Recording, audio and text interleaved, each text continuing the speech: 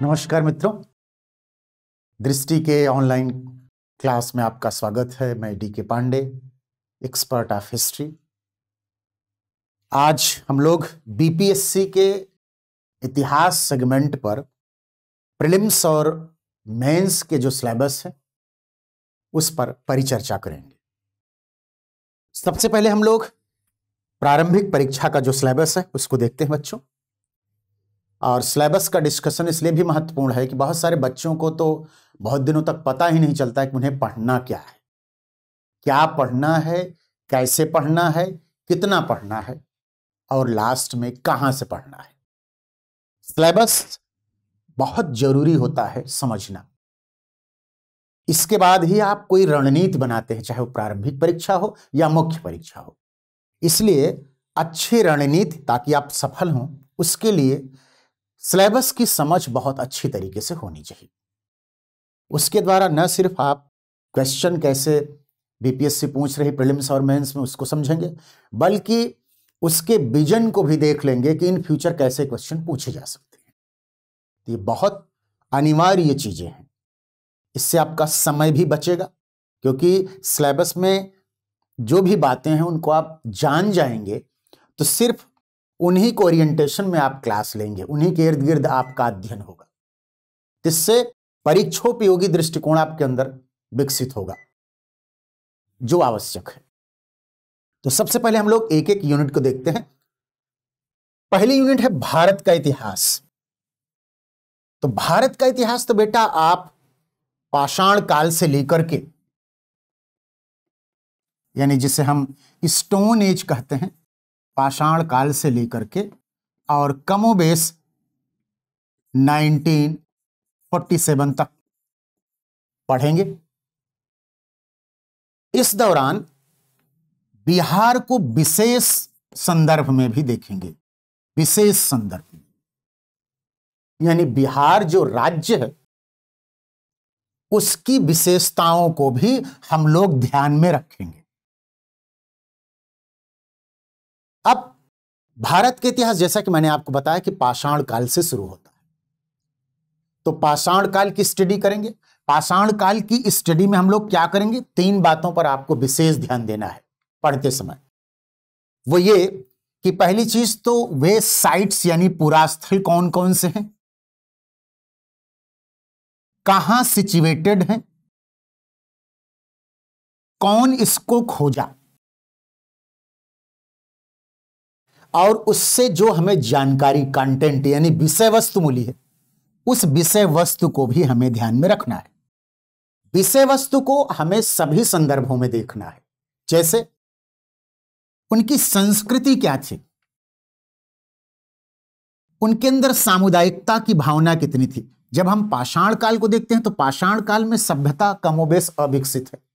सामान्य रूप में आप पढ़े होंगे बचपन में, हो सकता है कि पाषाण कालीन जो जीवन था, मानव कंदराओं में नग्न विचरण करता था, मूक एवं बर्बर था, एक क्षेत्र से दूसरे क्षेत्र की ओर शिकार की तलाश में भटकता था। यानी वह खाद्य संग्राहक था, आखेट करता था, मछली पकड़ता था, मांस भक्षण करता था और गुफाओं कंदराओं में रहता था। यानी उसका जीवन घुमक्कड़, यायावरी और जंगली जानवरों जैसा ही था कमोबेश। लेकिन धीरे धीरे आप देखते हैं कि पाषाणकालीन मानव भी अपनी योग्यता, प्रतिभा, क्षमता का दोहन करता है, पशुपालन शुरू करता है। मध्य पाषाण काल में, पूर्व पाषाण काल जो पहला चरण है इसमें तो वो इधर उधर घूमता रहता है, लेकिन मध्य पाषाण काल में वो पशु को पालतू बनाता है। थोड़ी सी सामुदायिकता और आती है। नवपाषाण काल तो एक क्रांति है उसके लिए। नवपाषाण काल में तो मानव कृषि करने लगता है। कृषि उसके जीवन में एक क्रांति थी। क्यों? क्योंकि कृषि ने उसके जीवन में स्थायित्व लाया, खाद्य सुरक्षा उसको सुनिश्चित करने की कोशिश की। आप देखो कि नवपाषाणकालीन मानव खाद्य संग्राहक से खाद्य उत्पादक बन गया। अब वो खुद प्रोड्यूस करने लगा, कंज्यूमर प्रोड्यूसर बन गया। पहले वो जंगली जानवरों का शिकार करता था, आग की जानकारी नहीं तो कच्चा मांस खाता था। बाद में जब आग की जानकारी हो गई तो भूनकर खाने लगा। लेकिन उत्पादक वो नवपाषाण काल में बनता है। जब उत्पादक बनता है तो उसके जीवन में स्थायित्व आता है और पहली बार यहीं से गांव बसते हैं, जिसके प्रमाण हमें विभिन्न क्षेत्रों से मिलते हैं।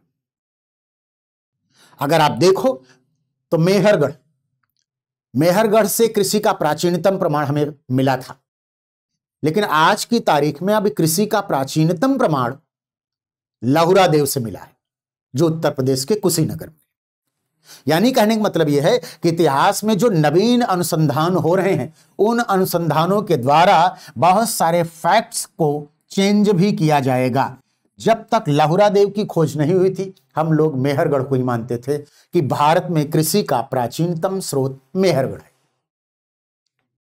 तो पाषाणकालीन जो जीवन था, उसके अंत में हम देखते हैं कि मानव कैसे गांव बसाता है, छप्पर के घर बनाता है, वस्त्र भी बनाना शुरू कर देता है, पहिए का आविष्कार हो जाता है, चाक शुरू हो जाता है, यानी कुंभकारी शुरू हो जाती है, मिट्टी के बर्तन बनाने लगता है वो। तो कुल मिला के उसके जीवन में तुलनात्मक रूप से परिवर्तन होता है। इसके बाद मानव धातु युग में प्रवेश करता है।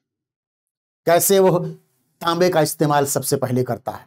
सामान्यतः माना जाता है, क्योंकि हम राष्ट्रीय और बिहार दोनों के लेंगे, तो सबसे पहले हम भारत के इतिहास को देखेंगे, बाद में बिहार के इतिहास को हम लोग देखेंगे। तो भारत के इतिहास के संदर्भ में यदि पाषाण काल को देखें तो बहुत सारी जगहों से हमें प्रमाण मिले। पाषाण काल के बाद ताम्र पाषाण काल शुरू होता है।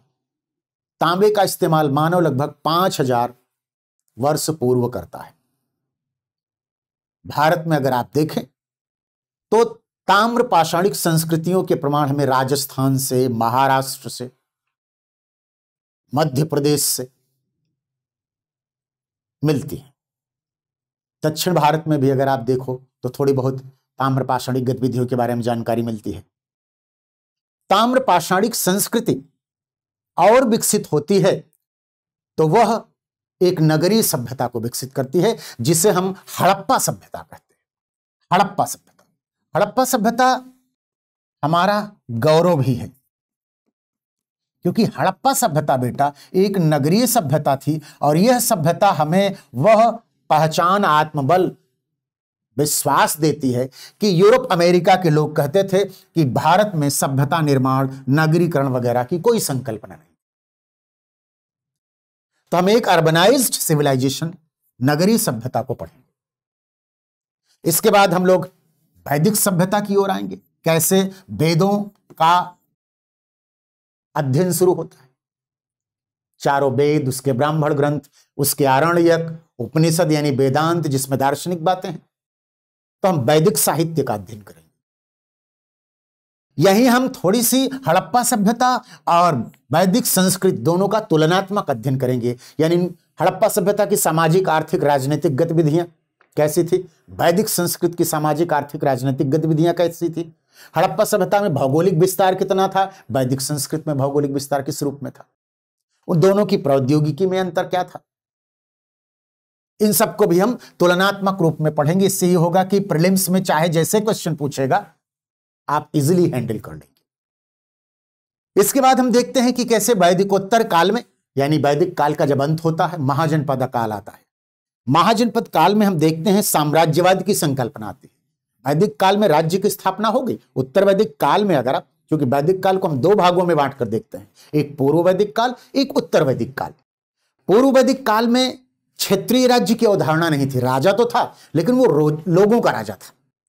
लेकिन उत्तर वैदिक काल में बच्चों हम देखते हैं कि एक क्षेत्रीय राज्य की संकल्पना आती है। विभिन्न दिशाओं के जो शासक थे उनकी अलग अलग उपाधियां होती थी कि पूर्व में सम्राट है, पश्चिम में स्वराट है, उत्तर में विराट है, दक्षिण में भोज है, मध्य में राजा है, और जो चारों दिशाओं में है वो एक राट है। यानी राज्य तंत्र जो आरंभ में पूर्व वैदिक काल में एक कबायली व्यवस्था के रूप में था, वह राज्य तंत्र विकसित होता है। यानी एक तरह से जो आधुनिक राज्य की संकल्पना आप पॉलिटिकल साइंस वगैरह में पढ़ते होंगे कि 4 तत्व होते हैं राज्य में, सुनिश्चित भूभाग हो, जनसंख्या हो, सरकार हो, संप्रभुता हो। तो इस ढंग से राज्य की संकल्पना अब वैदिक काल में विकसित हो रही है। राष्ट्र शब्द का प्रयोग भी मिलता है वैदिक काल में। इस दौरान हम यह भी देखेंगे कि कैसे वैदिक संस्कृति अंत में साम्राज्यवाद की संकल्पना को जन्म देती है। सामाजिक, आर्थिक, राजनीतिक, धार्मिक परिवर्तन हो रहे हैं और साम्राज्यवाद की संकल्पना आ रही। इस दौरान मगध का उत्कर्ष हम देखेंगे कि कैसे प्राचीन भारत में पहले साम्राज्य के रूप में मगध का उत्कर्ष है। सौभाग्य से चूंकि हम लोग बिहार का ही पढ़ रहे हैं और मगध बिहार में ही है, यद्यपि हम बिहार का स्पेशल अभी थोड़ी देर बाद आएंगे। पहले हम लोग नेशनल हिस्ट्री को देख लेते हैं, फिर बाद में बिहार को विशेष तौर पर देखेंगे। तो मगध के उत्कर्ष की प्रक्रिया शुरू होती है बच्चों, और ये अंत में विस्तार की प्रक्रिया में मौर्य साम्राज्य तक पहुंच करके एक अखिल भारतीय साम्राज्य के, कमोबेश एक भारतीय साम्राज्य के निर्माण की संकल्पना मूर्त रूप लेती है। चक्रवर्ती सम्राट की अवधारणा आती है। इस तरह से प्राचीन भारत में मौर्य राजवंश, मौर्य साम्राज्य हमारे लिए एक पहचान का आधार प्रस्तुत करता है। राज्य की संकल्पना, शासन प्रशासन का स्वरूप, सामाजिक आर्थिक व्यवस्थाएं, टैक्सेशन सिस्टम, आर्मी सिस्टम, विदेश नीति कैसे हमारी विकसित हो रही है, इन सब का सुंदर निदर्शन मौर्य काल में हम देख सकते हैं। फिर मौर्यों के पतन के बाद एक तरह से विकेंद्रीकरण की प्रक्रिया, सामंतवादी प्रवृत्तियां हमारे देश में विकसित हो रही थी। फिर बाद में हम देखते हैं कि गुप्त काल में फिर से एक राजनीतिक केंद्रीय सत्ता का अभ्युदय हो रहा है।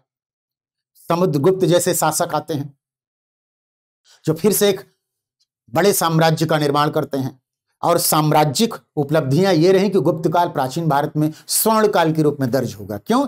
क्योंकि संस्कृत, साहित्य, कला, दर्शन, इन सब के क्षेत्र में वो उपलब्धियां हासिल हो जाती हैं। स्पेशली आप कला के संदर्भ में देखो, वास्तुकला के संदर्भ में देखो, साहित्य सृजन के संदर्भ में देखो, सामाजिक समरसता, धार्मिक सहिष्णुता, राजनीतिक सुदृढ़ता, आर्थिक संपन्नता,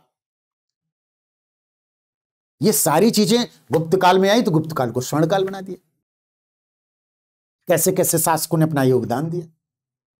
इसी दौरान अगर आप देखो तो दक्षिण भारत में यानी प्रायद्वीपीय भारत में भी राज्य निर्माण की प्रक्रिया शुरू हो जाती है। यद्यपि सातवाहनों ने दक्षिण के महत्वपूर्ण क्षेत्र पर शासन किया था, लेकिन बाद में हम चोल, चालुक्य, पल्लव, राष्ट्रकूट, अगर क्रोनोलॉजिकली देखेंगे तो आप बादामी के चालुक्य, फिर पल्लव, फिर राष्ट्रकूट, पश्चिमी चालुक्य, अंत में चोल जो है दक्षिण भारत का स्वर्ण काल था। चोलों ने किस तरह से एक मध्य एशिया तक अपने साम्राज्य का विस्तार किया, नौसेना ने किस तरह से भारतीय गौरव को बढ़ाया। तो दक्षिण भारत के इतिहास का भी हम एक व्यवस्थित अध्ययन करेंगे। अब आपके दिमाग में ये चीजें स्पष्ट होती जा रही हैं कि कैसे हमको दक्षिण भारत में, कैसे उत्तर भारत के विभिन्न राजवंशों को सामाजिक, आर्थिक, राजनीतिक, धार्मिक, सांस्कृतिक, कला, प्रौद्योगिकी, साहित्य, इन सब के संदर्भ में पढ़ना है। यानी आपके दिमाग में वो डायमेंशन डेवलप हो जाएंगे कि अच्छा सिलेबस में इन चीजों का हमें अध्ययन करना है। अब इसको आप सिद्ध भी कर सकते हो लास्ट ईयर के प्रीलिम्स के क्वेश्चन देख करके, एज वेल एज मेंस के क्वेश्चन को देख करके। तो दोनों को एक साथ देख लेंगे तो प्रिपरेशन और ज्यादा साइंटिफिक हो जाएगी, आप अर्ली एज में सिलेक्ट हो जाएंगे। सिलेबस की समझ का सबसे बड़ा फायदा यही होगा कि आप अर्ली एज में सिलेक्ट हो जाएंगे अगर स्किल वे में स्टडी करेंगे तो। इसके बाद अगर आप उत्तर भारत में आते हैं, गुप्तों के बाद गुप्तोत्तर काल, हर्षवर्धन का काल आता है, फिर से राजनीतिक एकीकरण की कोशिश होती है। लेकिन उसके बाद पूर्व मध्यकाल का समय आता है, फिर छोटे छोटे राज्यों का राजपूत काल में कैसे राजपूत संस्कृति ने एक युद्ध संस्कृति को जन्म दिया और हमारी केंद्रीय सत्ता को कमजोर किया। विभिन्न छोटे छोटे राजवंश आए, चाहे वो परमार हो, चौहान हो, गढ़वाल हो, तोमर हो, गुर्जर प्रतिहार हो। इस दौरान 3 शक्तियां अभ्युदित होती हैं। मध्य भारत में गुर्जर प्रतिहार, दक्षिण में राष्ट्रकूट और पूर्वी भारत बंगाल क्षेत्र में पाल। इन तीनों के बीच एक त्रिकोणात्मक संघर्ष होता है। यह त्रिकोणात्मक संघर्ष ने एक तरह से शक्ति को, जो भी शक्तियां थी, केंद्रीय शक्तियां थी, उन सबको कमजोर करके विकेंद्रीकृत भारत बनाया और इसका रिजल्ट निकला कि बाह्य आक्रमण हुए, विदेशी आक्रमण हुए। यद्यपि विदेशी आक्रमण की एक प्रक्रिया पुरानी है। आप देखते हो 600 BC के आसपास सबसे पहले पारसीकों ने हम पर आक्रमण किया, सिंध प्रांत को ले लिया। हेरोडोटस लिखता है कि सिंध प्रांत जो है 20वां प्रांत हखामनी डायनेस्टी का बन गया था। पारसीक जो आक्रमण हुए थे उसके राजवंश को हखामनी राजवंश कहा जाता है। पारसी का आक्रमण के बाद आप सिकंदर के आक्रमण को देखेंगे, सिकंदर के आक्रमण के बाद हिंदी वंश शासकों के आक्रमण को देखेंगे जब मौर्यों का पतन हुआ उसके बाद, क्योंकि मौर्य इतने मजबूत थे कि विदेशियों में हिम्मत नहीं हुई। फिर शक आए, पहलव आए, कुषाण आए, हूण आए, और मध्यकाल के आरंभ में इस्लामिक तुर्की मुसलमानों का भी आक्रमण होता है। फिर मध्यकाल शुरू हो जाता है, दिल्ली सल्तनत की स्थापना होती है, कैसे एक इस्लामिक सत्ता स्थापित होती है। फारसी भाषा, उर्दू भाषा, अन्य भाषाओं का कला साहित्य के क्षेत्र में मेहराब गुंबद की परंपरा विकसित होती है। जबकि इसके पहले भारत में तमाम स्थापत्य कला और वास्तुकला, चित्रकला, मूर्तिकला, ललित कला के क्षेत्र में उपलब्धियां हैं। वो चाहे आप इंडस वैली का नगर नियोजन देख ले, बुद्ध काल और उसके बाद में स्तूप निर्माण, विहार निर्माण, चैत्य निर्माण की प्रक्रिया, फिर मंदिर निर्माण की शैलियों को आप देखिए, उत्तर भारत में नागर शैली, दक्षिण भारत में द्राविड़ शैली, और जो विंध्याचल और कृष्णा तुंगभद्रा के बीच का जो क्षेत्र था यहां बेसर शैली आ गई। तो इस तरह से प्राचीन भारत में कला संस्कृति का विकास हो रहा, कला की शैलियां विकसित हो रही। लेकिन जब इस्लामिक आक्रमण होता है तो मस्जिद निर्माण की प्रक्रिया शुरू हो जाती है। मेहराबों का इस्तेमाल व्यापक पैमाने पर, गुंबदों का इस्तेमाल व्यापक पैमाने पर हो रहा है, मीनारों का निर्माण हो रहा है। दिल्ली सल्तनत को अगर आप देखें तो दिल्ली सल्तनत जब स्थापित होता है कुतुबुद्दीन ऐबक से शुरू होती है, लेकिन वास्तविक संस्थापक इल्तुतमिश था। इसका शासन चलता रहा जब तक बलबन ने इस वंश के नासिरुद्दीन मोहम्मद को जमींदोज नहीं किया। एक तरह से उसके अंत के बाद बलबन आया, फिर दूसरे वंश के रूप में, यानी पहला वंश दिल्ली सल्तनत का गुलाम वंश था, जिसे हम मामलूक वंश भी कहते हैं। सबसे उपयुक्त नाम यही है, ममलूक सुल्तान, जो स्वतंत्र माता पिता की संतान थे, दासता से मुक्त माता पिता की संतान थे। ममलूक वंश के बाद हम देखते हैं खिलजी वंश आता है। कैसे अलाउद्दीन खिलजी ने एक बड़े साम्राज्य का निर्माण किया, एक अनोखे साम्राज्य को निर्मित किया। तुलनात्मक अध्ययन करेंगे कि समुद्रगुप्त की दक्षिण विजय की नीति जो ग्रहण मोक्षानुग्रह की थी बेटा, अलाउद्दीन ने भी वही करद राज्य की संकल्पना लाया, एनेक्सेशन नहीं किया, क्योंकि उसके अंदर एक समझ थी। खिलजी के बाद तुगलक वंश, तुगलक वंश काफी लंबे समय तक रहा। इसमें गयासुद्दीन तुगलक, मोहम्मद बिन तुगलक, जिसकी योजनाएं दिल्ली से दौलताबाद राजधानी परिवर्तन और तमाम तरह की योजनाएं, टोकन करेंसी हो, कराची अभियान हो, खुरासन अभियान हो, दुआब में कर वृद्धि हो, असफल योजनाओं का दस्तावेज एक तरह से आप देखेंगे। जबकि सबसे बुद्धिमान शासक था। फिर फिरोज तुगलक का काल कल्याणकारी काल, सैयदों का काल यूं ही रहा। लोधी काल में आप देखेंगे किस तरह से लोधियों ने भी एक सत्ता स्थापित की। दोहरे गुंबद निर्माण की प्रक्रिया आप देखिए लोधी काल से। लोधी काल को मकबरों का काल कहा जाता है। लेकिन ये दिल्ली सल्तनत कमजोर थी, अखिल भारतीय साम्राज्य नहीं बनाई, तो दक्षिण में विजयनगर साम्राज्य का अभ्युदय हुआ। मुस्लिम सल्तनत कमजोर थी तो एक बहमनी साम्राज्य का अभ्युदय हुआ। विजयनगर बहमनी के बीच आपसी संघर्ष रहा। बाद में बहुत सारी मुस्लिम सल्तनतें जो बहमनी से टूटकर बनी थी, ये सब मिलकर के बहमनी पर, विजयनगर पर आक्रमण किया। 1565 में तालीकोट्टा बन्नी हट्टी की लड़ाई में आप देखो कैसे बहमनी साम्राज्य से टूट करके जो राज्य बने, चाहे वो अहमदनगर हो, बीजापुर हो, गोलकुंडा हो, बीदर हो, बरार हो, बरार को छोड़कर चारों मिलकर के विजयनगर को बन्नी हट्टी की लड़ाई में जला दिया, विनष्ट कर दिया, बहुत कमजोर कर दिया। फिर मुगलिया हुकूमत आती है, बाबर कैसे आक्रमण करता है, हुमायूं आता है, अकबर के काल में कैसे एक बड़े साम्राज्य का निर्माण होता है, एक वास्तविक संस्थापक के रूप में स्थापित होता है। वो मनसबदारी जैसी नौकरशाही व्यवस्था शुरू करता है। शासन प्रशासन में एक दक्षता आती है, बादशाह की संकल्पना आती है, जो कि इस्लाम में बादशाह सिर्फ खुदा को माना गया है। अकबर ने एक बड़े साम्राज्य का निर्माण किया, विभिन्न क्षेत्रों में काम किया, सामाजिक, आर्थिक, राजनीतिक, धार्मिक संदर्भों में जो काम किया वो भी एक महत्वपूर्ण अध्ययन का विषय है। दीन इलाही जैसी संकल्पना दिया। फिर जहांगीर का काल आता है, चित्रकला का स्वर्ण काल है, चित्रकला का विशेष विकास होता है। चित्रकला से संबंधित बहुत सारे प्रश्न पूछे जाएंगे आपसे। फिर उसके बाद अगर आप देखिए शाहजहां का काल वास्तुकला का, कैसे वास्तुकला के क्षेत्र में तमाम निर्माण की प्रक्रिया शुरू हुई, चाहे वो लाल किला हो, मोती मस्जिद हो, ताजमहल हो, दीवाने आम, दीवाने खास, तख्ते ताऊस जिसे मयूर सिंहासन कहते हैं, बहुत सारी चीजों का निर्माण हो रहा है। इसलिए वास्तुकला का स्वर्ण काल हो गया वो शाहजहां का काल। औरंगजेब की नीतियों से मुगल साम्राज्य कमजोर हो गया। इस दौरान यूरोपीय कंपनियां व्यापार वाणिज्य के सिलसिले में भारत आई। पुर्तगाल, डच, अंग्रेज, डेनमार्क, फ्रेंच धीरे धीरे विभिन्न क्षेत्रों में आ रही हैं। चूंकि केंद्रीय सत्ता कमजोर हो गई औरंगजेब के बाद से, तो यूरोपीय कंपनी ने इसका लाभ उठाया और इसमें सबसे ज्यादा सफल हुई अंग्रेजी। क्यों? अंग्रेजी कंपनी ने बेटा आप देखो कि बहुत प्रोफेशनल थी, कुशल नेतृत्व, व्यावसायिकता, मजबूत संगठन, प्रगतिशील कार्यक्रम, अनुशासन, एक सुनिश्चित उद्देश्य, मजबूत नेवी पावर, इन सब के सहयोग से देसी राजाओं को हराया। और जो विदेशी कंपनियां थी यानी फ्रांसीसी, जो सबसे ज्यादा प्रबल दावेदार थे, जो टक्कर देते थे अंग्रेजों को, उनको भी जमींदोज किया। 1757 में प्लासी का युद्ध हुआ, बंगाल को जीते और यहीं से जीतने की प्रक्रिया शुरू होते हुए संपूर्ण भारत को जीत लिया। वांडीवास की लड़ाई में फ्रांसीसियों को हराकर अपना अंतिम दुश्मन भी, यूरोपीय दुश्मन, खत्म कर दिया, एक तरह से लिमिटेड कर दिया उनको। अंग्रेजों ने यहां एक औपनिवेशिक शासन शुरू किया, धन निकासी शुरू हुई, उन्होंने एक टैक्सेशन सिस्टम, रेवेन्यू सिस्टम शुरू किया, सामाजिक धार्मिक सुधार आंदोलन को प्रश्रय दिया। लेकिन शोषण इतना किया 100 साल में, धन की निकासी इतनी हुई, हमारे धार्मिक, सामाजिक, राजनीतिक सभी संदर्भों में अपमानित होने की बात कही गई।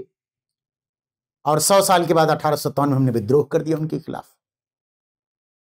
विद्रोह के बाद विद्रोह सफल नहीं हुआ, राष्ट्रीय चेतना आई, राष्ट्रीय संगठन बने कांग्रेस, उसके नेतृत्व में विभिन्न चरणों में आंदोलन, नए नए वैचारिक आयाम ग्रहण किए, उदारवादी, अनुदारवादी, क्रांतिकारी। फिर गांधी आते हैं अपने जन आंदोलन से, असहयोग सविनय भारत छोड़ो, अपने रचनात्मक कार्यक्रमों के माध्यम से राष्ट्र निर्माण की प्रक्रिया शुरू करते हैं। वैश्विक स्तर पर चूंकि तमाम वैचारिक क्रांतियां हो रही थी, चाहे वो फ्रांसीसी क्रांति हो, अमेरिकी क्रांति हो, औद्योगिक क्रांति हो, और औद्योगिक क्रांति ने तो चूंकि ब्रिटेन में हुई तो इसका सबसे ज्यादा लाभ ब्रिटेन ने लिया, भारत को कच्चे माल का स्रोत और बने बनाए माल का बाजार बना दिया। लेकिन इस शोषण, अपमान, उपेक्षा ने जिस राष्ट्रीय चेतना को जन्म दिया, उसको जन आंदोलन का रूप गांधी ने दिया और उसके नेतृत्व में हमने आजादी की लड़ाई लड़ी। लेकिन इस दौरान बोल्शेविक क्रांति जो 1917 में रूस में हुई, उससे दुनिया में एक नई विचारधारा साम्यवाद आई। इस साम्यवाद ने हमें सामाजिक न्याय के प्रति प्रेरित किया। धीरे धीरे राष्ट्रीय आंदोलन में समाजवादी समानता के विचार भी प्रवेश किए। राष्ट्रीय आंदोलन और लोकतांत्रिक, जनतांत्रिक बन गया और अंत में हम आजादी की लड़ाई लड़े।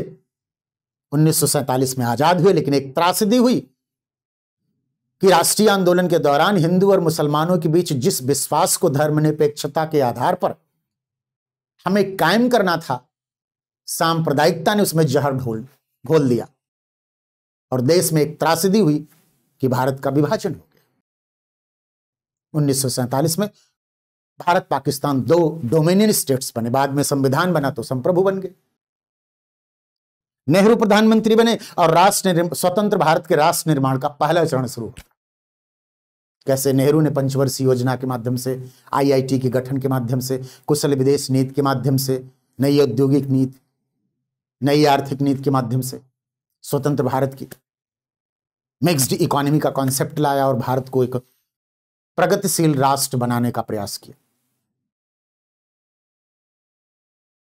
इनको हम देखें। राष्ट्रीय संदर्भ में जो मैं बोला ये दिमाग में आपके बैठ जाना चाहिए कि ये पॉइंट हाईलाइट किया है, इस पे जो भी क्वेश्चन आते हैं हम उसको देखेंगे। और अभी तक जो भी 66 से लेकर और लास्ट जो प्रीलिम्स हुई थी उसके क्वेश्चन को हम देखेंगे।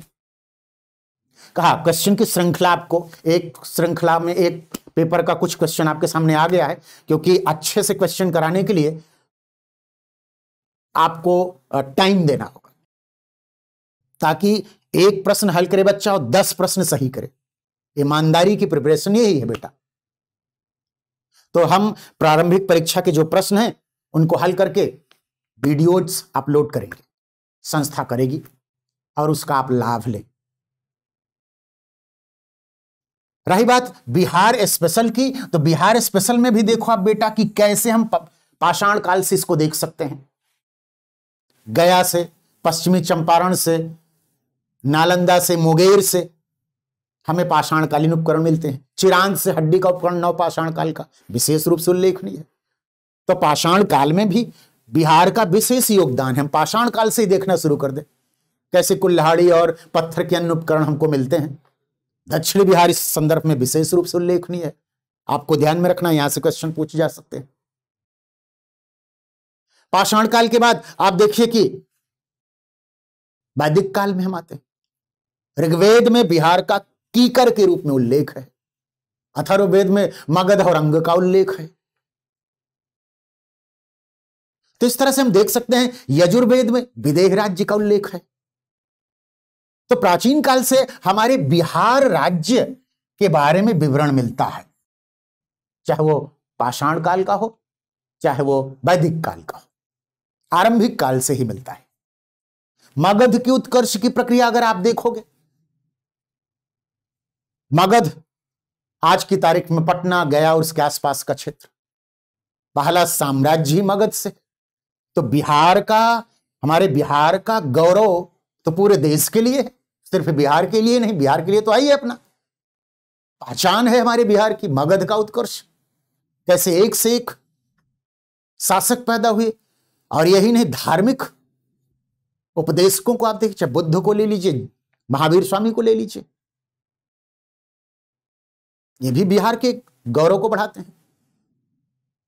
इनको आप राष्ट्रीय संदर्भ में तो पढ़ेंगे, भारतीय संदर्भ में तो पढ़ेंगे, बिहार के विशेष संदर्भ में भी पढ़ेंगे आप। 16 महाजनपद में जो महत्वपूर्ण महाजनपद हैं, अंग है, मगध है, पावा के मल्ल हैं, और जो गणतंत्र हैं, चाहे वो लिच्छवी हो, विदेह हो, उन सबका भी अध्ययन करेंगे आप। और मगध की उत्कर्ष की प्रक्रिया अगर आप देखो तो अशोक तक चलती है। बिहार एक महत्वपूर्ण राज्य के रूप में दर्ज है। गुप्त काल में भी हमारे पाटलिपुत्र का गौरव, पाटलिपुत्र जिसे पटना आज कहते हैं, विशेष रूप से उल्लेखनीय माना जाता है। कैसे गुप्त काल में आप देखिए कि शिक्षा के क्षेत्र में नालंदा महाविहार, विक्रमशिला महाविहार, ओदंतपुरी, ये सब शिक्षा के महत्वपूर्ण बिहार केंद्र के रूप में जाने जाते हैं। यह अलग बात है कि बाद में बख्तियार खिलजी ने इसको विनष्ट कर दिया।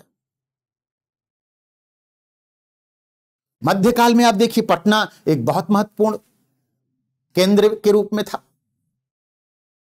पटना नाम शेरशाह सूरी ने दिया। इस क्रम में आप देखो तो मध्यकाल के बाद जब अंग्रेज आते हैं तो पुर्तगाली भी यहां व्यापार वाणिज्य के सिलसिले में पटना आते थे, डच भी आते थे। डचों ने तो बेटा कासिम बाजार में एक रेशम चक्री उद्योग भी स्थापित किया था। अंग्रेज भी आए, पटना में अपना व्यापार वाणिज्य शुरू किए। धीरे धीरे करके आप देखिए कि पटना एक महत्वपूर्ण केंद्र के रूप में, बाद में गया भी, नालंदा भी, धीरे धीरे करके अंग्रेजों की गतिविधियों का केंद्र बनता रहा, लेकिन पटना प्रमुख रूप से था। अंग्रेजों ने पटना में स्कूल कॉलेज भी शुरू किए। 1917 में तो पटना एक विश्वविद्यालय बन गया। इसके पहले अगर आप देखो कि बिहार का योगदान, तो बिहार का योगदान मध्य युग में जो मुगल काल और सल्तनत काल में था ही। अंग्रेजों के आगमन के साथ क्योंकि बंगाल, बिहार, उड़ीसा कमोबेश एक थे, इस संदर्भ में भी अंग्रेजी शोषण का शिकार हुआ। यहां की जो जनजातियां थी, चाहे वो मुंडा जनजाति हो, संथाल जनजाति हो, इन्होंने विद्रोह किया ब्रिटिश सत्ता के खिलाफ, उनके शोषण के खिलाफ। भागलपुर से पूरा जो क्षेत्र है संथाल विद्रोह का, सीधी और कान्हू के नेतृत्व में। फिर बिरसा मुंडा के नेतृत्व में मुंडाओं का विद्रोह, उलूग खान जिसको कहते हैं। तो विद्रोह हो रहे हैं शोषण के खिलाफ। बिहार एक बहुत बड़े अवेयरनेस का केंद्र था बेटा। फिर धीरे धीरे करके आप देखते हैं कि कैसे अंग्रेजी शिक्षा का प्रभाव बिहार में भी पड़ता है। बिहार में अंग्रेजी स्कूल खोले जाते हैं, अंग्रेजी स्कूल के साथ साथ साइंस कॉलेज बनता है, और 1917 के आसपास पटना विश्वविद्यालय बन जाता है। इस दौरान अगर आप देखें छिटपुट घटनाओं को, तो बिहार में महिलाओं ने भी बहुत महत्वपूर्ण योगदान दिया, चाहे वो सरला देवी हो, उर्मिला देवी हो, प्रभावती हो। पूरे स्वतंत्रता आंदोलन को अगर आप देखोगे तो इसमें महिलाओं का बहुत बड़ा योगदान है। कुंवर सिंह 1857 के विद्रोह में बिहार के एक सबसे बड़े विद्रोहकर्ता थे, राष्ट्रीयता के प्रतीक एक तरह से उनको आप देख सकते हो। बाद में जब आईएनसी का गठन हुआ, राष्ट्रीय आंदोलन शुरू हुआ, तो 1912 में देखिए किस तरह से बिहार में माधेलकर की अध्यक्षता में कांग्रेस का सेशन भी आयोजित किया गया। बाद में फिर गया में भी आयोजित किया गया। तो बिहार एक महत्वपूर्ण केंद्र के रूप में था। इन सब घटनाओं को आपको विशेष तौर पर देखना है। कैसे जब बंगाल का विभाजन होता है बेटा, तो बिहार स्वदेशी आंदोलन को मौलाना मजरूल हक के नेतृत्व में आंदोलन शुरू होता है। तो हर घटनाओं का स्पेशली आप देखो तो आधुनिक भारत में बिहार ने बहुत बड़ी भूमिका निभाई, और इन सभी पर्सनालिटियों का आपको विशेष तौर पर अध्ययन करना होगा। फिर आप देखिए गांधी जी चंपारण आते हैं, किसान आंदोलन शुरू होता है यहां से, जन आंदोलन की बुनियाद यहीं से रखी जाती है। इस दौरान कैसे बिहार के प्रमुख नेता राजकुमार शुक्ल इस आंदोलन के लिए गांधी को बुलाते हैं। चंपारण आंदोलन, किसानों का आंदोलन सफल हुआ, तिनकटिया पद्धति समाप्त हुई। इस दौरान बहुत सारे बिहार की महत्वपूर्ण विभूतियां पैदा हुई, चाहे वो ब्रजकिशोर हो, अनुग्रह नारायण हो, नरहर पारिक हो, राजेंद्र प्रसाद हो। फिर इस संदर्भ में यह भी देखिए कि कैसे बिहार में आदिवासी जो विद्रोह मैंने बताए, किसान विद्रोह भी हो रहे हैं। स्वामी सहजानंद सरस्वती ने बिहार किसान सभा की स्थापना की, बाद में भारतीय किसान सभा की स्थापना की। इसके अलावा अगर देखो बेटा, तो हम देखते हैं कि असहयोग आंदोलन 1920 में जब गांधी शुरू करते हैं, असहयोग आंदोलन अगर आप देखो तो गांधी खुद कहते हैं कि असहयोग आंदोलन का आदर्श हमारा बिहार था।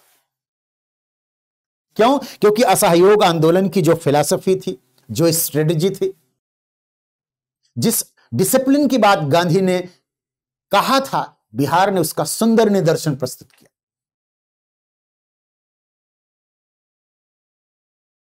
फिर धीरे धीरे आप देखिए राष्ट्रीय आंदोलन में बड़ी बड़ी विभूतियां आई। जयप्रकाश नारायण है, कांग्रेस समाजवादी पार्टी बनी, समाजवादी आंदोलन शुरू हो गए।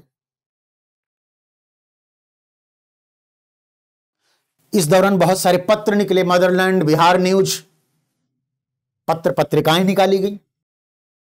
इनसे बिहार के हितों को, बिहार के लोगों के इंटरेस्ट में बात की गई, और राष्ट्रीय आंदोलन में एक प्रखर भूमिका निभाई। बाद में फिर आजादी हुई। आजादी के बाद भी देखिए जयप्रकाश नारायण ने संपूर्ण क्रांति की बात कही। राजेंद्र प्रसाद पहले राष्ट्रपति बने, यह हमारे बिहार का गौरव है, और बड़ी बड़ी पर्सनालिटियां यहां से पैदा हुई। तो इन संदर्भों में आपको विशेष तौर पर आधुनिक संदर्भ में जो बताया उसको डिटेल में पढ़ना है आपको, और एंशिएंट और मेडिवल को भी जो महत्वपूर्ण चीजें हैं वो आप देखें। प्रीलिम्स में चूंकि मैंने अभी आपसे शेयर किया कि प्रीलिम्स के क्वेश्चन के वीडियोस आपको एक श्रृंखलाबद्ध रूप में मिलते रहेंगे, जिससे प्रीलिम्स की बहुत सारी चीजें तैयार हो जाएंगी। अभी तो मैंने सिलेबस डिस्कस किया, सिलेबस से आपके दिमाग में व्यू पॉइंट आ जाएंगे कि इन चीजों को पढ़ना है। फिर लास्ट ईयर के क्वेश्चन देखेंगे तो आपके अंदर ये आएगा कि अच्छा ये प्रश्न आ रहा है, इस ढंग के प्रश्न बनने की संभावना है, तो फ्यूचर ओरिएंटेड अप्रोच डेवलप हो जाएगा आपके अंदर। तो बहुत स्मार्ट और स्किलफुल परीक्षोपयोगी अध्ययन करेंगे, यानी ज्ञानोपयोगी और परीक्षोपयोगी के बीच का जो अंतर है उसकी अंडरस्टैंडिंग हो जाएगी आप। फिर इस संदर्भ में अगर आप देखो बेटा, तो हम देखते हैं कि जो मेंस के प्रश्न हैं, मेंस के प्रश्नों में अगर आप देखोगे तो जैसा कि 19वीं शताब्दी के मध्य से यानी 1850 से हमको देखना है, 1850 से 1947 तक को पढ़ना मेंस के संदर्भ में। इस दौरान मेंस में हमें भारतीय संस्कृत का संपूर्ण अध्ययन करना है। इसमें आप चाहे कला हो उसका पक्ष देखना है, स्थापत्य कला, वास्तुकला, मूर्ति कला, ललित कला। और हमारे बिहार के संदर्भ में अगर आप स्पेशली देखेंगे तो इसमें देखेंगे कि पटना चित्रकला, मधुबनी कला, इन सबको पर्टिकुलरली हम लोग देखेंगे, कैसे जो है एक देशज कला का सुंदर निदर्शन प्रस्तुत होता है इनके द्वारा। मेंस में क्या है बेटा, चूंकि जो भी प्रश्न आ रहे हैं वो लगभग 38 नंबर के आ रहे हैं प्रश्न, और इसमें वर्ड लिमिट कोई नहीं दिया है। कहने का मतलब यह है बेटा कि आपको अगर पूरे सिलेबस को देखोगे तो इसमें शब्दों की सीमा नहीं दी गई है, शब्द सीमा नहीं है। लेकिन शब्द सीमा नहीं तो इसका मतलब यह थोड़ी कि हम कितना भी निबंध थोड़ी लिखेंगे। स्ट्रेटजी क्या होनी चाहिए मेरी बेटा, स्ट्रेटजी ये होनी चाहिए कि अगर मेरे पास 3 घंटे का समय है और हमें 8 प्रश्न करने हैं, इस 8 प्रश्न में 2 प्रश्न तो सांख्यिकी के हैं। अगर मैं हिस्ट्री के प्रश्नों की बात करूं तो अगर आपके पास सपोज दैट मान लीजिए 3 क्वेश्चन आते हैं या 4 क्वेश्चन आते हैं आपको लिखने के लिए,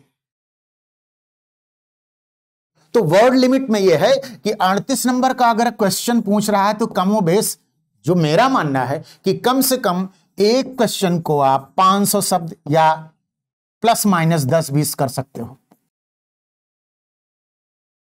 500 शब्द, 10-20 शब्द कम भी कर सकते हो और ज्यादा भी कर सकते हो। इस ढंग से आप लिखेंगे। और इसमें भी स्पेशली चूंकि सिलेबस में को आइडेंटिफाई कर दिया गया है कि हमें पटना कलम चित्रकला को देखना है, मौर्य कला को देखना है, पाल कला को देखना है, साथ ही साथ हमें 19वीं शताब्दी के मध्य से 1850 से लेकर के 1947 के बीच हमें सभी संदर्भों में राजनीतिक, आर्थिक, सामाजिक, धार्मिक देखना है। इसमें जो हिट पॉइंट है, जिसे सबसे पहला पॉइंट जो महत्वपूर्ण रूप में है वो है सामाजिक धार्मिक सुधार आंदोलन को हम देखेंगे, पुनरुत्थान आंदोलन को हम देखेंगे। फिर इसमें देखेंगे 1857 का विद्रोह, कारण क्या था, स्वरूप क्या था, परिणाम क्या निकला। या हम बिहार के संदर्भ में स्पेशली देखेंगे कि 1857 के विद्रोह का प्रभाव बिहार पर क्या पड़ा, या 1857 के विद्रोह के दौरान बिहार के नायक कुंवर सिंह की क्या भूमिका थी। बहुत महत्वपूर्ण है, कभी भी आपसे पूछ सकते हैं कुंवर सिंह जी को।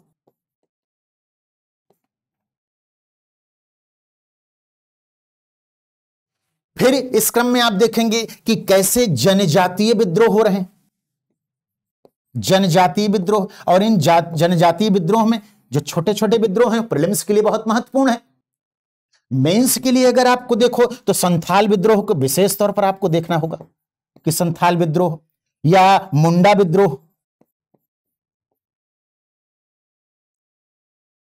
इसमें आप देखोगे जैसे संथाल विद्रोह पर अगर आपको लिखना है तो आखिर अंग्रेजों की जंगल नीति, कैसे वो जनजातीय क्षेत्रों में हस्तक्षेप करते हैं, उनके वनोत्पाद को कैसे महाजनी के चक्कर में उनको फंसा देते हैं।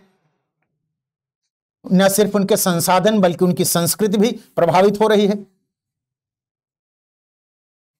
इससे उनके अंदर असंतोष आता है, सिद्धू कान्हू के नेतृत्व में होता है। तो मेंस में भी आपको प्रैक्टिस करनी पड़ेगी इसके लिए। और महत्वपूर्ण जो हिट पॉइंट है अभी मैं शेयर कर रहा हूं, ये उंगलियों पे होने चाहिए आपके। बेटा ध्यान रखो कि सिलेबस प्रीलिम्स का या मेंस का आपकी उंगली पे होना चाहिए, और उन्हीं को बार बार आप पढ़ोगे, रिवाइज करोगे, नोट्स बनाओगे, प्रैक्टिस करोगे आंसर लिखने की। अगले महीने में प्रीलिम्स है, उसके बाद मेंस है आपका। तो ये सारी चीजों की यदि आप सिलेबस की अच्छी अंडरस्टैंडिंग डेवलप कर लिए, सब की मैं बात कर रहा हूं, इतिहास का तो मैं एक्सपर्ट हूं, आपके साथ शेयर कर रहा हूं, लेकिन अन्य चीजों के भी जो विषय हैं उनकी भी कॉम्प्लेक्सिटी को जानना होगा आपको। इसी क्रम में आप देखो मुंडा विद्रोह को, कि बिरसा मुंडा ने ओलग खान महाविद्रोह के नाम से जाना जाता है। इसने कैसे विद्रोह किया, कैसे बिरसा मुंडा एक बहुत बड़ी पर्सनालिटी के रूप में सामने आता है हम लोगों के लिए, हमारा गौरव बढ़ाता है, अंग्रेजी सत्ता को चुनौती देता है। अब चूंकि हम वही पिछड़े लाठी डंडे फरसे गड़ासे से लड़ रहे थे, उनके पास राइफल है, तोप है, गोला बारूद है, तो जाहिर सी बात है कि हम नहीं चल पाएंगे उनके सामने। रिजल्ट यही तो 1857 विद्रोह में हम सफल क्यों नहीं हुए, यही कारण है कि हमारे पास कुशल नेतृत्व नहीं था, संगठन नहीं था, कार्यक्रम नहीं था, सैन्य तंत्र मजबूत नहीं था मेरे पास। हम लाठी डंडे फरसे गड़ासे से लड़ते थे, वो राइफल से, तोप से, गोले से लड़ते थे। उनकी नेवी पावर बहुत अच्छी थी, उनके अंदर जो है एक अनुशासन की भावना थी, वो राष्ट्रवादी उद्देश्य से प्रेरित होकर लड़ रहे थे, इसलिए 1857 हमारा सफल नहीं हुआ। इसको देखना है। फिर जब आईएनसी का गठन हो रहा है, यानी राष्ट्रवाद आ रहा है, राष्ट्रवाद को बहुत अच्छी तरीके से आपको समझना है। राष्ट्रवाद क्या है, एक भावनात्मक संकल्पना है। तो राष्ट्रवाद को समझे। फिर आईएनसी का जब गठन होता है तो पहले कैसे उदारवादी चरण आता है, इनके कार्यक्रम क्या थे, इनकी विचारधारा क्या थी, इनकी पद्धति क्या थी, महत्वपूर्ण नेता कौन कौन से थे, उनको आपको रखना है दिमाग में, कि व्योमेश चंद्र बनर्जी, बदरुद्दीन तैयब जी, फिरोज शाह मेहता, गोपाल कृष्ण गोखले, दादा भाई नौरोजी, सुरेंद्रनाथ बनर्जी, केटी तिलंग। तो ये उदारवादी जो नेता हैं, इनके बारे में जानकारी हमें होनी चाहिए। इसके बाद अनुदारवादी चरण आता है, जिसे हम गर्मपंथी कहते हैं, एक्सट्रीमिस्ट फेज इंग्लिश में।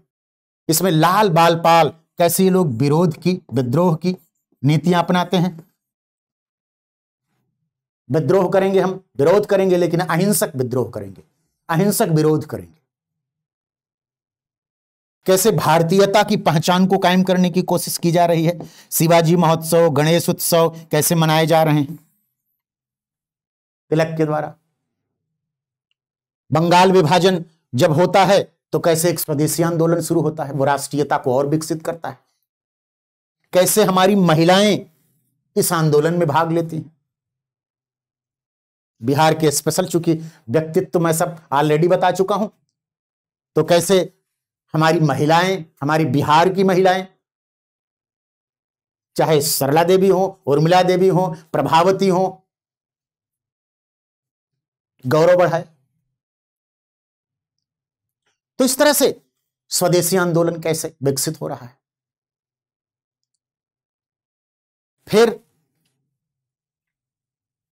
सूरत कांग्रेस, कैसे कांग्रेस में विभाजन हो रहा है, क्यों विभाजन हो रहा है, इससे राष्ट्रीय आंदोलन कैसे कमजोर हो रहा है, राष्ट्रीय आंदोलन का सामाजिक आधार कैसे संकीर्ण हो रहा है। इसकी असफलता ने, क्योंकि उदारवादी की असफलता ने अनुदारवादियों को जन्म दिया, अनुदारवादियों की असफलता ने क्रांतिकारियों को। विध्वंस करो, निर्माण स्वतः हो जाएगा, निहिलिज्म की अवधारणा आती है, रूसी निहिलिज्म की अवधारणा आती है। इस दौरान हमारे जो वीर सपूत थे, उन्होंने बदनाम अधिकारियों की हत्या की, उनके अंदर डर पैदा करने की कोशिश की, अंग्रेज छोड़ दे। लेकिन औपनिवेशिक शासन की कॉम्प्लेक्सिटी और मजबूती को समझ नहीं पाए। ऐसे ही नहीं, उनके बारे में कहा गया कि इनके साम्राज्य में सूर्यास्त नहीं होता। लेकिन कोई बात नहीं, धीरे धीरे हम देखते हैं राष्ट्रीय चेतना विकसित होती है। इसको विकसित करने में होम रूल आंदोलन का विशेष योगदान है। कैसे तिलक ने होम रूल आंदोलन शुरू किया। एनी बेसेंट जो आयरलैंड की थी, विदेशी महिला, भारतीयों से इतना प्यार, उन्होंने भी कॉमनवेल्थ और न्यू इंडिया जैसे पत्र निकाले और अखिल भारतीय होम रूल आंदोलन को शुरू किया। इससे राष्ट्रीय चेतना और बढ़ी, जन भागीदारी बढ़ी, अवेयरनेस बढ़ा, बहुत ज्यादा सारा कुछ डेवलप हो गया था। चाहे वो तिलक के द्वारा बंग भंग विरोधी आंदोलन में बहिष्कार का मुद्दा हो, स्वदेशी का मुद्दा हो, स्वराज का मुद्दा हो, बाद में कुछ अन्य ने राष्ट्रीय शिक्षा का मुद्दा हो, ये सारे तैयार हो गए थे। बस जरूरत थी इनको स्ट्रेटेजिकली इस्तेमाल करने की, और वो गांधी बाबा के आने से इस्तेमाल हो गए। जन आंदोलन शुरू हो गया, असहयोग आंदोलन शुरू हो गया। उसको देखेंगे आप मेंस में। यहां से महत्वपूर्ण क्वेश्चन असहयोग आंदोलन के कारण, स्वरूप, परिणाम और बिहार के विशेष संदर्भ में आने वाले समय में तो मेंस में आपसे ये पूछ सकते हैं कि कैसे हम इस बात को स्वीकार कर सकते हैं कि बिहार असहयोग आंदोलन का एक आदर्श उदाहरण था। इस ढंग के प्रश्न भविष्य में आएंगे आपके एग्जाम में। फिर धीरे धीरे आंदोलन और विकसित होता है।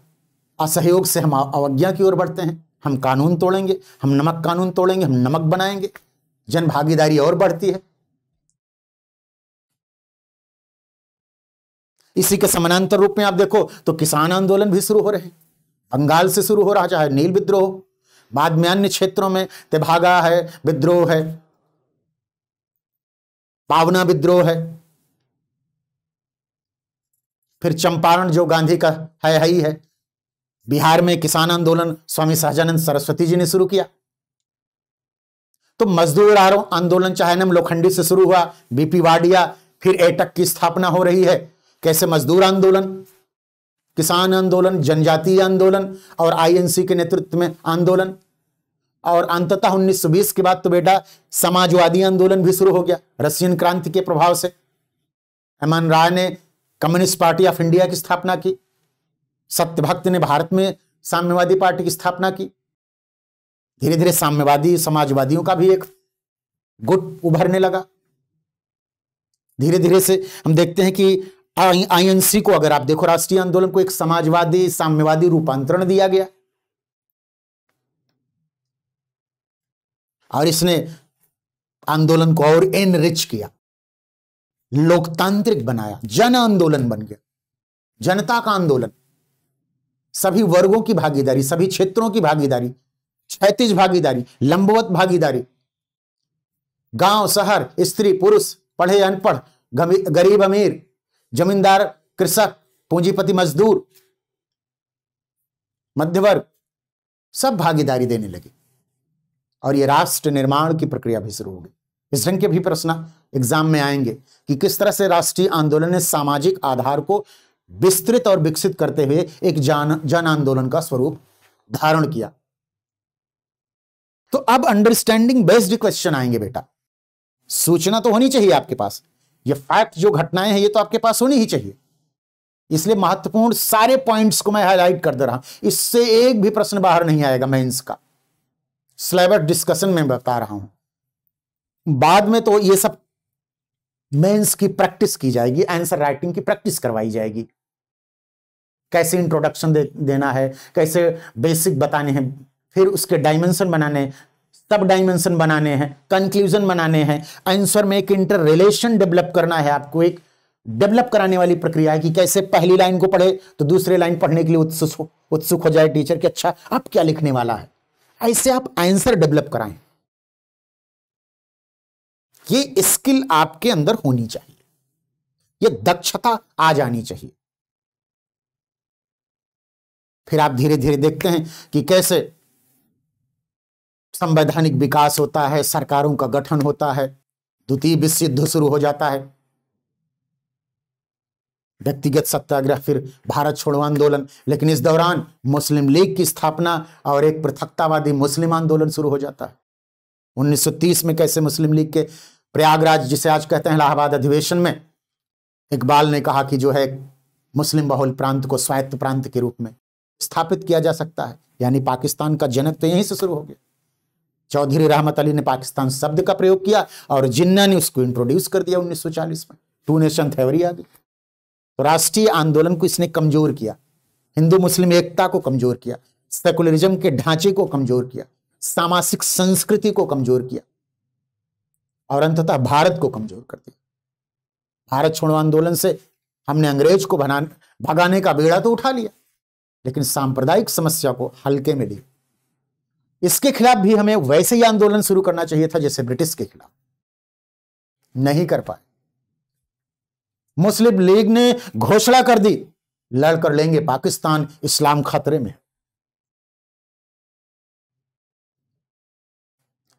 एक अंतरिम सरकार बनी तो शुरू में शामिल नहीं हुई मुस्लिम लीग, बाद में शामिल हुई तो सिर्फ सरकार को कमजोर करने के लिए। मोहम्मद अली जिन्ना मुसलमानों के एक निर्विवाद सर्वश्रेष्ठ नेता के रूप में इमर्ज किए। और यह त्रासदी बेटा कि कैसे स्वतंत्रता तो मिली लेकिन विभाजन की त्रासदी पर मिली, देश का बंटवारा हो गया।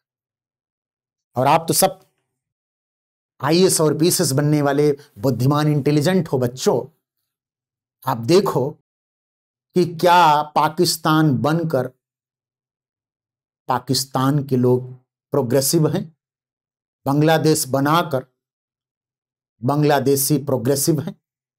बल्कि अगर विभाजन ना हुआ होता हमारा देश और मजबूत होता। लेकिन गांधी बाबा जो कहते थे विभाजन मेरी लाश पर होगा, उनको भी झुकना पड़ा। विभाजन की एक त्रासदी हुई, देश का बंटवारा हो गया। तो आजादी तो मिली लेकिन बंटवारे के साथ। इस तरह से आपका सिलेबस खत्म होता है।